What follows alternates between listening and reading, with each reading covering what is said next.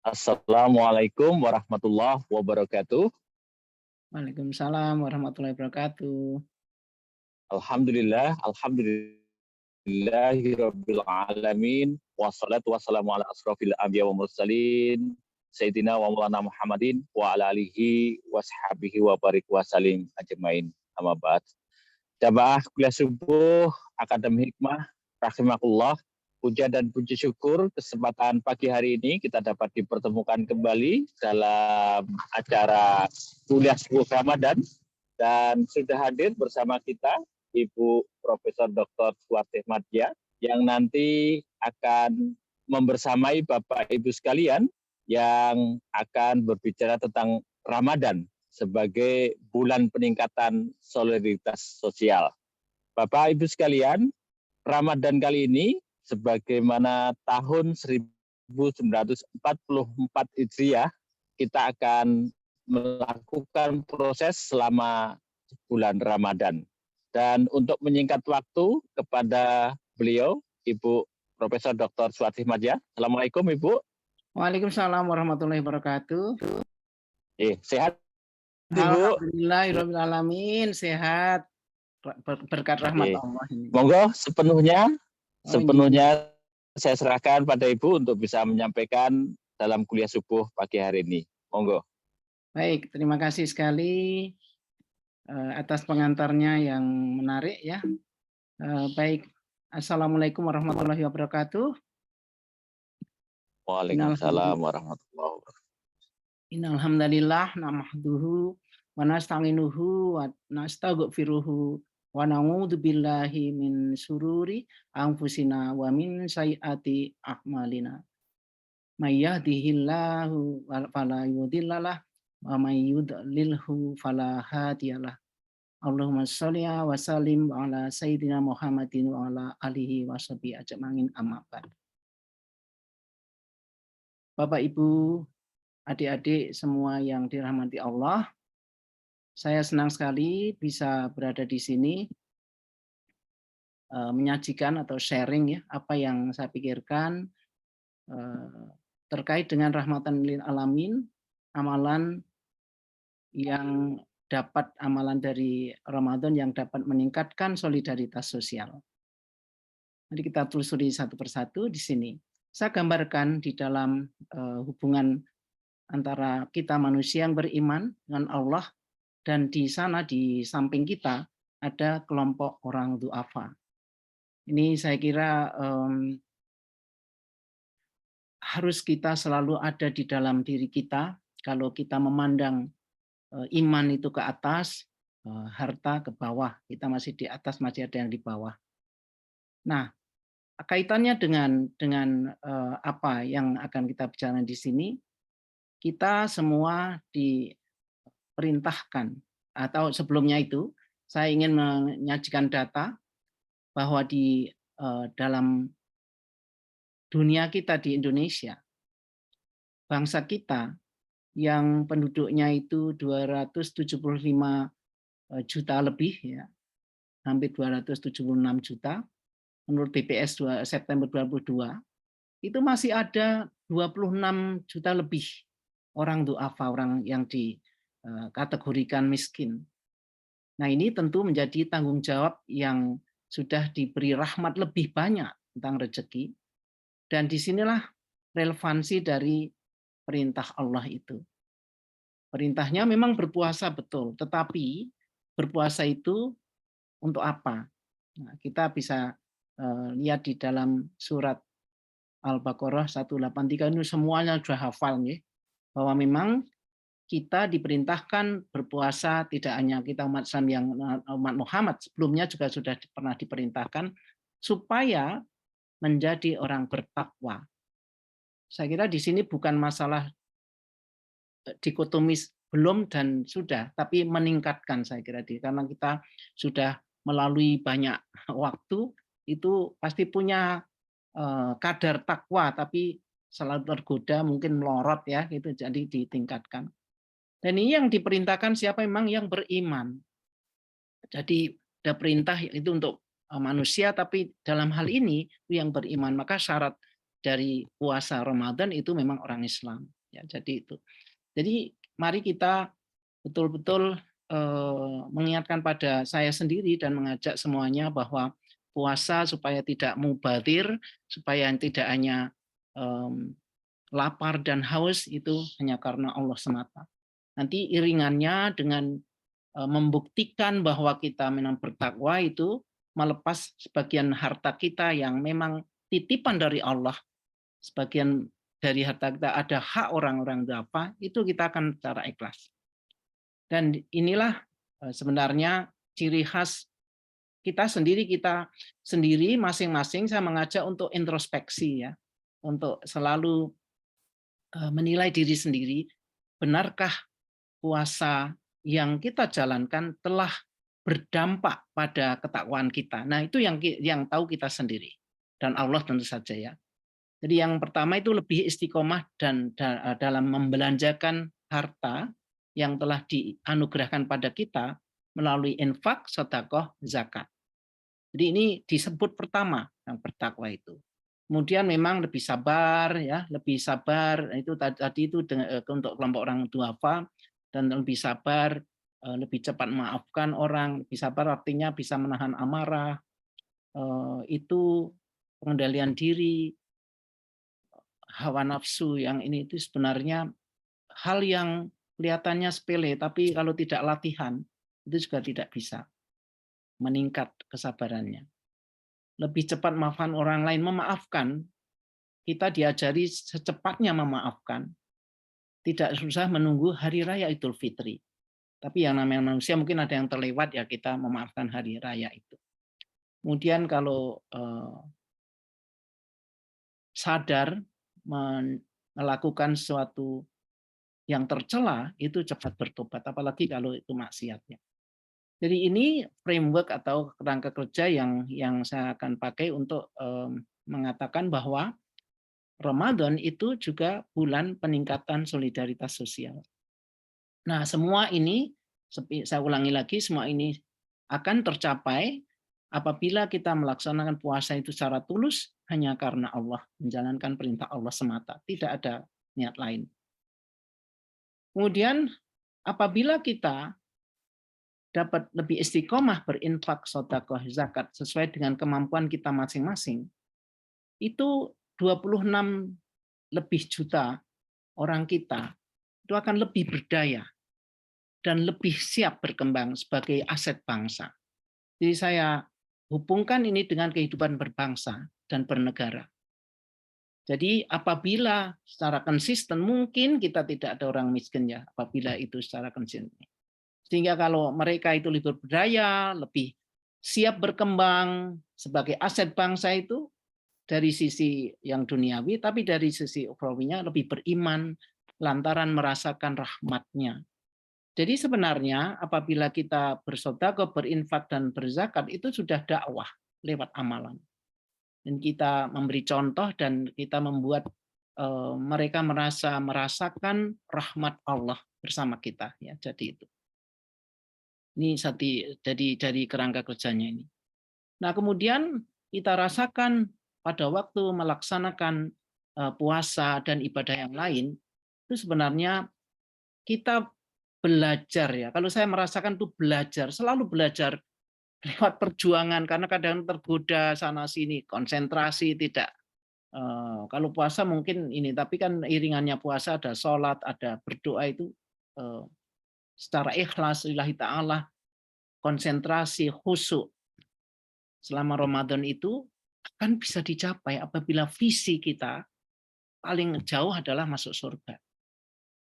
Untuk bagaimana supaya visi tercapai, pendekatannya tadi saya sudah singgung, dialogis di dalam diri kita sendiri, itu ada dialog mempertimbangkan baik buruk, halalnya atau yang utama dan yang tidak utama, bagaimana memanfaatkan waktu, sumber daya waktu, ada tenaga, ada uang ya, ada itu. Selama ini kan pasti keputusan-keputusan menggunakan sumber daya ini itu pasti ada dialog di dalam, dan kemudian diikuti dengan refleksi itu secara bersiklus.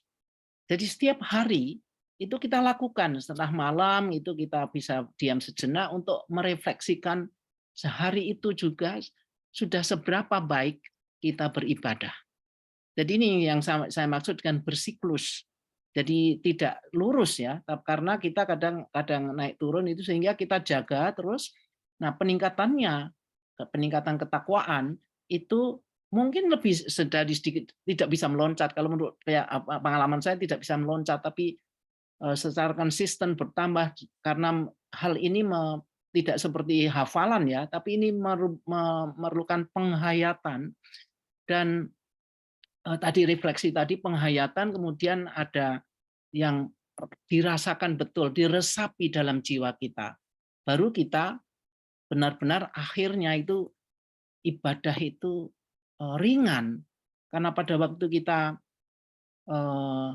merefleksi kemudian menghayati dengan mengingat Allah, itu saya yakin Allah itu menggenggam jiwa kita dan diberi rahmat supaya ibadah itu diringankan.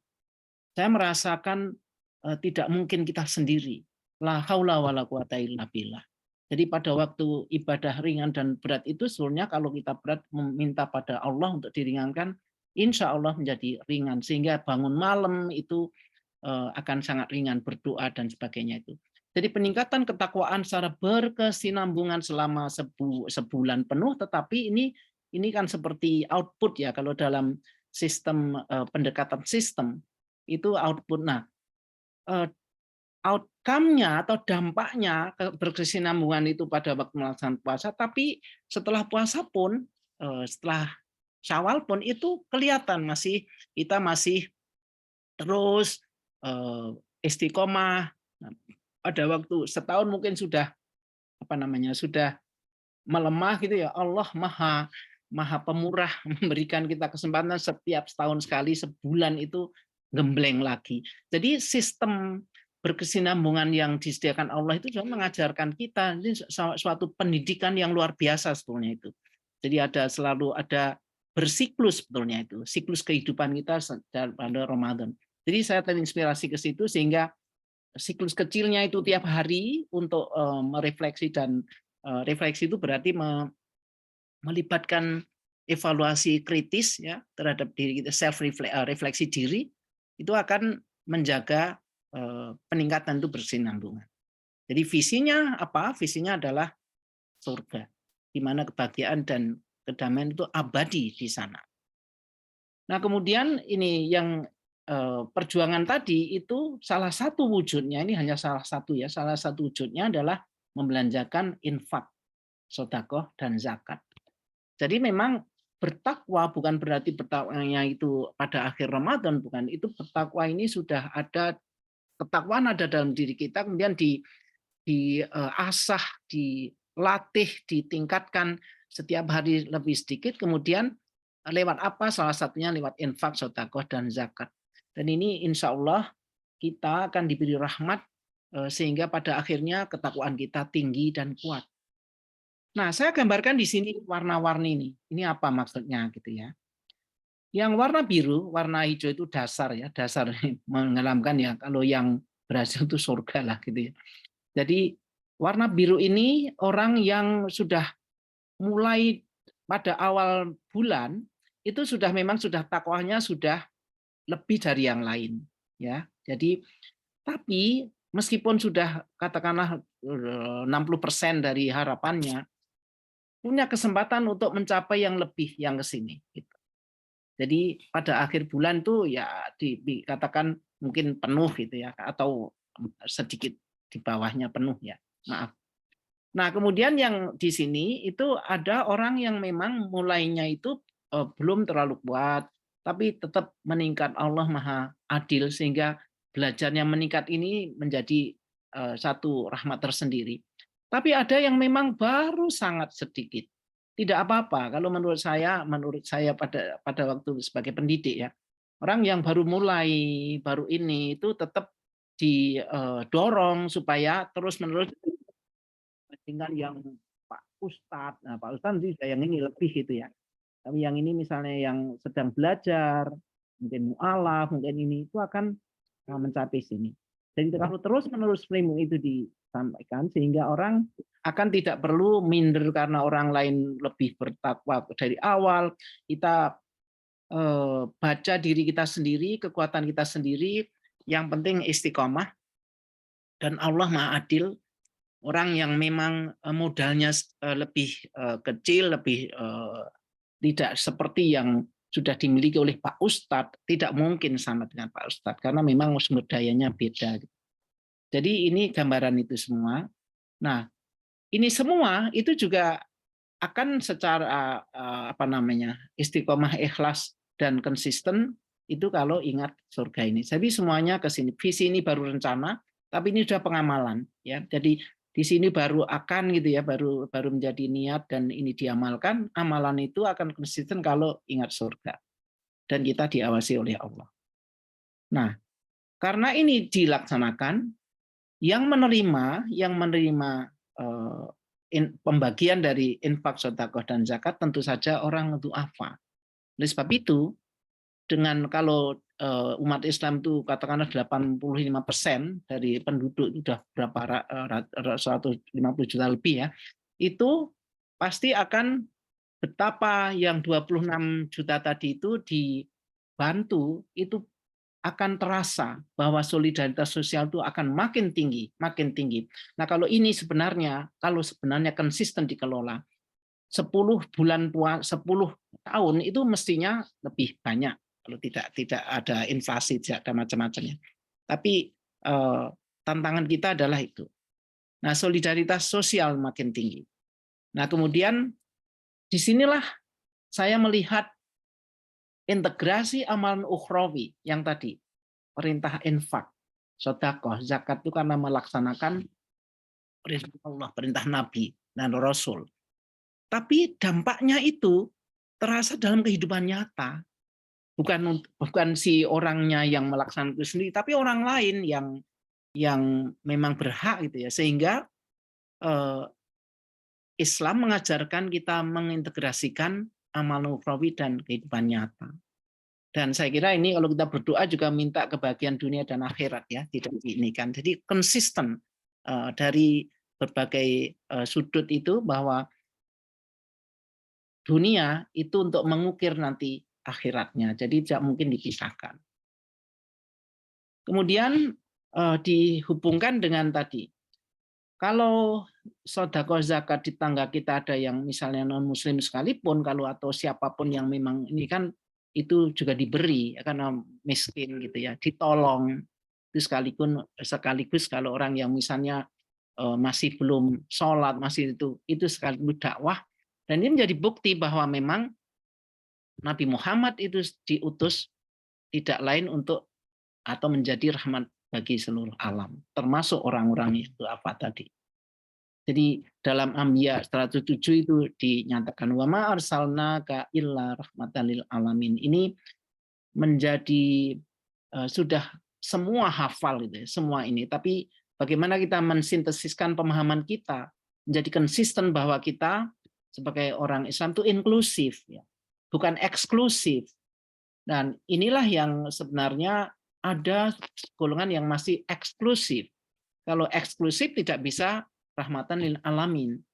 Nah, kalau kita ingatkan kita sendiri terhadap kita sendiri, setiap ini saya kira akan menjadi pedoman kita dan menjadi budaya Islam kita, budaya Islami itu inklusif. Tidak ada di dalam ajaran Islam itu yang meminggirkan seorang pun. Dan kita diberi contoh misalnya Nabi Muhammad SAW memberi makan seorang buta yang Yahudi, ingat ya cerita itu, dengan lembutnya sehingga waktu Rasulullah wafat itu digantikan oleh sahabat, tapi terasa gitu ya akhirnya masuk Islam. Jadi ada contoh bahwa memang betul-betul Islam itu rahmatan lil alamin, memberi bantuan itu tidak pandang bulu gitu, tapi yang berhak memang kurang ini kita jaga terus dan dapat menjadi amalan berdakwah nyata sehingga yang belum yakin terhadap ada Islam akan merasakan kalau begitu memang benar. Jadi mari kita semuanya berjuang bersama-sama untuk itu. Nah, tadi saya ulangi ini supaya tidak ini amalan Islam terintegrasi dengan kehidupan nyata, dan Ramadan kalau diturunkan lagi Ramadan dan solidaritas sosial. Nah, dari segi pendidikan, saya ingin kaitkan solidaritas ini dengan hasil penelitian UNESCO yang dilaporkan pada tahun 1996 bahwa ada 3 nilai yang harus selalu diintegrasikan dalam menanamkannya pada anak didik, dalam mengamalkannya dalam pendidikan kita. Yang semuanya ternyata itu ada dalam Islam. Jadi yang laporan UNESCO atau rekomendasi UNESCO itu Islami sebenarnya itu. Jadi yang pertama memang yang tadi solidaritas sosial, oke. Itu menyatukan. Jadi di dalam teks yang buku Learning the Treasure Within itu oleh Delors itu dikatakan 3 ini solidaritas itu akan menyatukan. Jadi kalau kita saling tadi memberi, menolong yang lain itu pasti mau tidak mau persatuan akan ada. Dan apalagi kalau sama Muslim tidak pun itu akan ini. Kalau selama Muslim jelas kita itu bersaudara, itu sudah ada hadisnya di sini ya. Jadi jangan sampai kita membiarkan orang teraniaya, tidak ditolong. Jadi kita pun tidak menganiayanya dan tidak juga membiarkan teraniaya. Ini sudah sangat jelas perintahnya ya. Kalau ada orang lain susah, kita tolong menghilangkan kesusahan. Kemudian nutup rahasia jelas itu ya. Nah, tapi kan ada nilai lain tuh kompetisi, lomba. Nah, juga kita diingatkan berlomba boleh, tapi berlomba-lombalah dalam kebajikan. Jadi ada fastabikul khairat, itu sudah sangat terkenal. Nah, kita sintesiskan dengan yang 3 ini supaya tidak supaya imbang, karena Islam itu mengajarkan keseimbangan yang besarnya itu dunia akhirat tadi. Nah, kemudian berlomba-lomba dalam urusan kebaikan ketakwaan juga diulangi lagi di Al-Maidah 2. Tapi jangan berlomba-lomba dalam dosa dan permusuhan. Ini sudah diingat sangat jelas. Dan tolong-menolong kerjasama itu juga diingatkan juga dalam kebajikan dan takwa. Tapi jangan dalam berbuat dosa. Nah, jadi 3 ini yang direkomendasikan oleh UNESCO itu ternyata cocok dengan Islam. Nah, mari kita bekerja sama untuk bersatu, tapi di dalamnya juga ada berlomba-lomba, mari berbuat kebajikan tadi. Tapi juga kalau ada yang kurang itu kita kerjasama antar masjid misalnya, antar kelompok, ormas, antar ini itu saling sharing sumber daya ya, berbagi sumber daya. Dan hal ini kalau kita lihat mengurangnya sumber daya di dunia itu sudah sejak tahun 1990 di negara maju pun itu yang namanya kerjasama kolaborasi, misalnya perpustakaan dipakai bersama, kemudian ada buku-buku perminjaman antar negara, antar perusahaan di seluruh dunia itu menandakan adanya kebaikan dalam kolaborasi kerjasama ini. Nah, apalagi kalau kita di dalam Islam itu diperintahkan secara agama. Jadi secara duniawi yang umum saja itu, tapi akan kalau niatnya itu, niat kerjasama itu, kalau niatnya hanya ingin kuat gitu ya, niatnya ingin kuat, ya dapat kekuatan. Tapi kalau niatnya itu melaksanakan perintah Allah yang ada dalam Al-Maidah ayat 2, itu akan beda, sangat beda. Jadi niat untuk berlomba-lomba dalam kebaikan itu bukan niat supaya juara. Nah, ini sangat perlu diingatkan pada anak-anak kita yang sering berlomba itu. Nah, kalau niatnya berlomba hanya ingin juara, jangan dapat juara. Tapi kalau dikaitkan dengan perlombaan itu untuk mengasah pembelajaran, tapi sekaligus niatnya karena ada perintah dari Allah untuk berlomba-lomba dalam kebaikan, kebajikan, nah ini akan beda sekali. Karena amalan kita itu tergantung pada niat. Nah, kemudian yang tadi sudah ya. Nah, sekarang membelanjakan harta dan yang telah dianugerahkan. Jadi saya mengajak semuanya selalu ingat bahwa harta kita itu anugerah dari Allah. Sebagian dari harta kita itu milik orang yang kurang.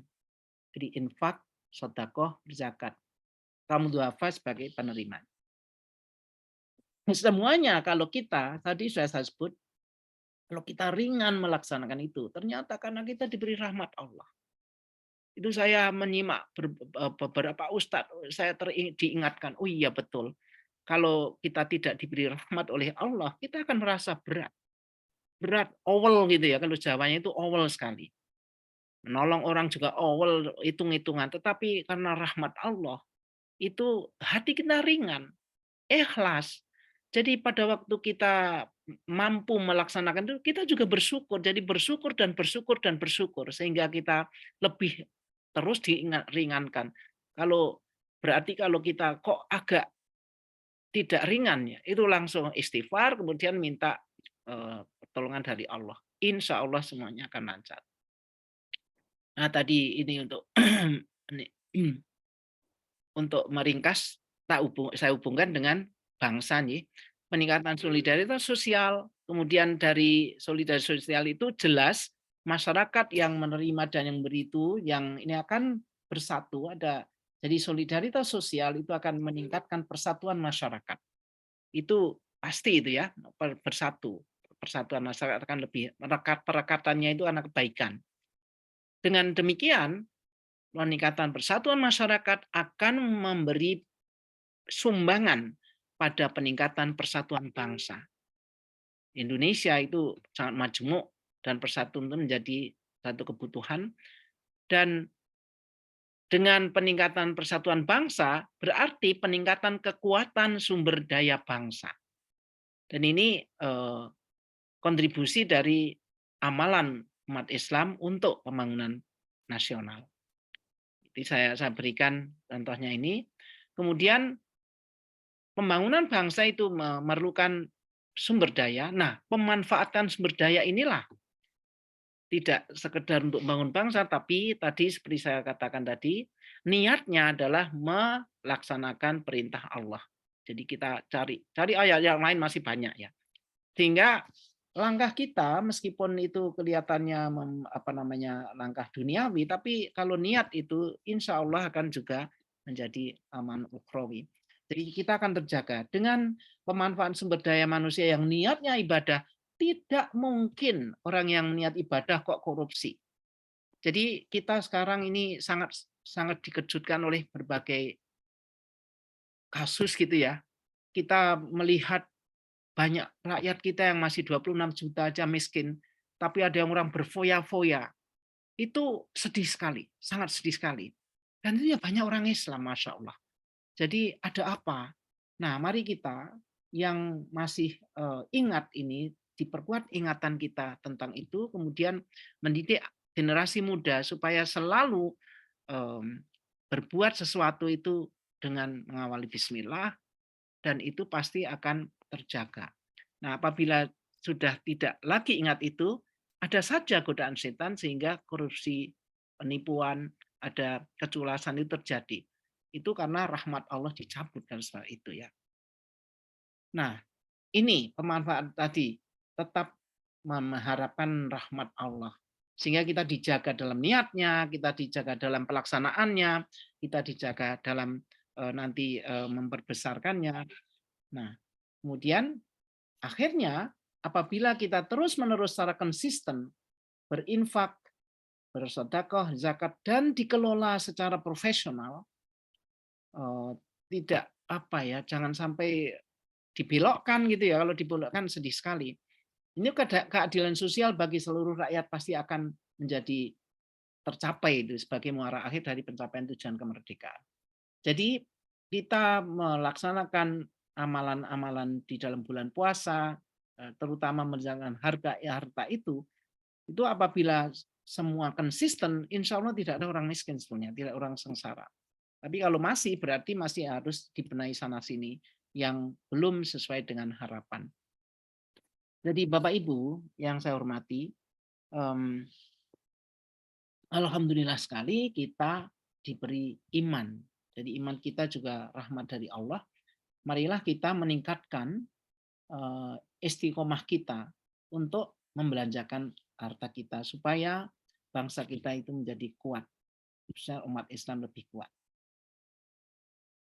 Nah, kesimpulan saya, hasil akhir orang berpuasa yang diterima oleh Allah adalah peningkatan ketakwaan yang indikatornya adalah istiqomah dalam berinfak, bersedekah, dan berzakat. Atau membelanjakan rezeki yang telah diberikan oleh Allah sesuai dengan beberapa perintah yang ada di dalam Quran dan hadis. Amalan berinfak, bersedekah, berzakat dengan sasaran kaum du'afa yang 99,6% penduduk itu sebagai wujud solidaritas sosial dapat meningkatkan persatuan masyarakat yang mendukung persatuan bangsa. Nah, persatuan bangsa akan meningkatkan kekuatan sumber daya yang pemanfaatannya akan memberi andil dalam keadilan sosial bagi seluruh rakyat Indonesia yang merupakan puncak dari tujuan-tujuan kemerdekaan. Bapak Ibu rahimakumullah, itu yang bisa saya sampaikan. Mudah-mudahan yang hal kecil ini, yang sedikit ini dapat menjadi bahan renungan. Paling tidak kalau ada kekurangannya itu karena keterbatasan pengetahuan saya, tapi kalau kebaikannya itu hanyalah dari Allah semata. Ada kurangnya saya mohon maaf. Assalamualaikum warahmatullahi wabarakatuh. Waalaikumsalam warahmatullahi wabarakatuh. Terima kasih Ibu kesempatannya dalam memberikan kuliah subuh kali ini, dan hadirin jamaah kuliah subuh semuanya. Apa yang disampaikan tadi, semoga kita menjadi bagian yang bisa menerapkan dan menjalankan kesalehan sosial dalam kaitannya dengan apa yang disampaikan tadi adalah artinya kita punya dampak dari kita melakukan puasa yang kita jalani selama ini. Dan hari akhir bulan puasa, artinya sepertiga akhir, ini adalah waktunya kita untuk menunjukkan solidaritas sosial kita.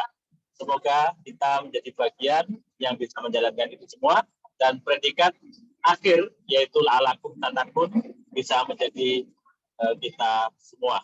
Demikian kita akhiri untuk kuliah subuh pagi hari ini. Akhir kalam, assalamualaikum warahmatullahi wabarakatuh. Waalaikumsalam warahmatullahi wabarakatuh.